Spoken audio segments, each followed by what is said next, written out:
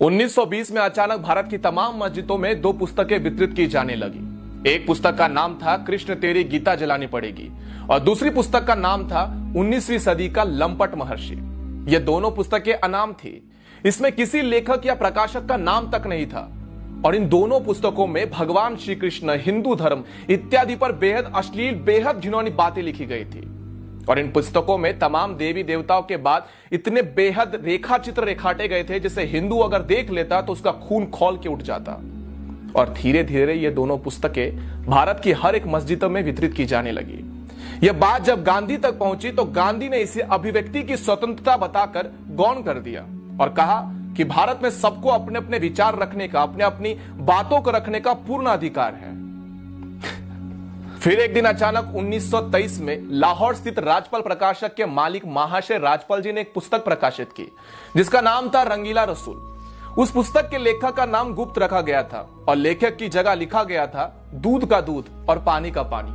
हालांकि उस पुस्तक में असली लेखक पंडित चंपूपति थे जो इस्लाम के जाने माने विद्वान थे और सबसे अच्छी बात यह थी कि उस पुस्तक में कोई भी झूठ नहीं था बल्कि तमाम सबूतों के साथ बाकायदा आयत नंबर, हदीस नंबर इत्यादि देकर कई बातें लिखी गई थी। 1.5 वर्षों तक रंगीला रसूल बिकता रहा पूरे भारत में, कहीं कोई बवाल नहीं हुआ। लेकिन एक दिन अचानक 24 मई 1924 को गांधी ने अपने समाचार पत्र यंग इंडिया में एक लंबा चौड़ा लेख लिखकर रंगीला रसूल पुस्तक की खूब निंदा करी और अंत में 3 पंक्तियां ऐसी लिखी: मुसलमानों को स्वयं ऐसी पुस्तक लिखने वालों को सजा देनी चाहिए।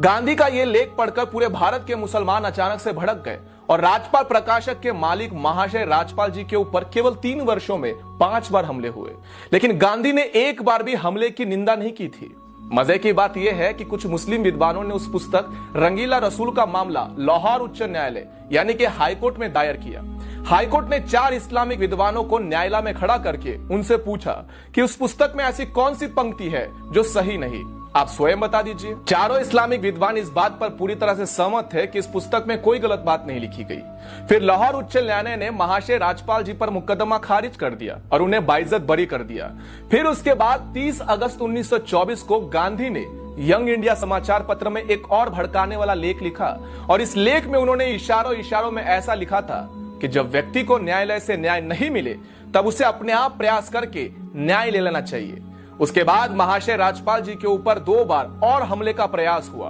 और अंत में 6 अप्रैल 1929 का हमला जानलेवा साबित हुआ जिसमें मोहम्मद इल्म दीन नामक एक युवक ने गदा से महाशय राजपाल जी के ऊपर कई बार वार किए जिनसे उनकी मौत हो गई थी। जिस दिन उनकी हत्या हुई उसके 4 दिन बाद गांधी लाहौर में थे, लेकिन गांधी महाशय राजपाल जी के घर पर शोक प्रकट करने नहीं गए और ना ही अपने किसी संपादकीय में महाशय राजपाल जी की हत्या की निंदा की। उसके बाद अंग्रेजों ने मुकदमा चलाकर मात्र 6 महीनों में महाशय राजपाल जी के हत्यारे इल्म दिल को फांसी सुना दी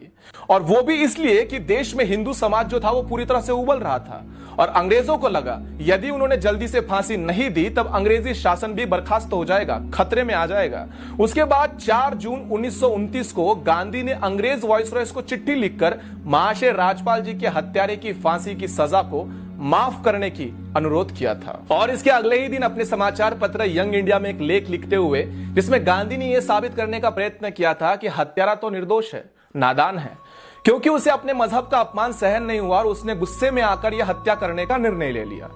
दूसरी तरफ तब तक के जाने माने बैरिस्टर मोहम्मद अली जिन्ना ने भी लाहौर हाईकोर्ट के अंदर बाकायदा एक बैरिस्टर की हैसियत से इस मुकदमे में पैरवी करते हुए कहा था कि अपराधी मात्र 19 वर्ष का लड़का है, लेकिन इसने जो अपराध किया है वो बहुत ही बड़ा जघन्य अपराध है। इसके अपराध को कम नहीं समझा जा सकता, लेकिन इसकी आयु को देखते हुए इसकी फांसी को सजा को उम्र कैद में बदल देना चाहिए या फिर इसे काले पानी में जेल में भेज देना चाहिए।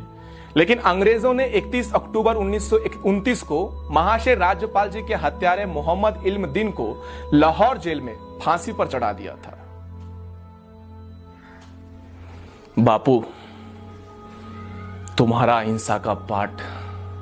एक तरफा था।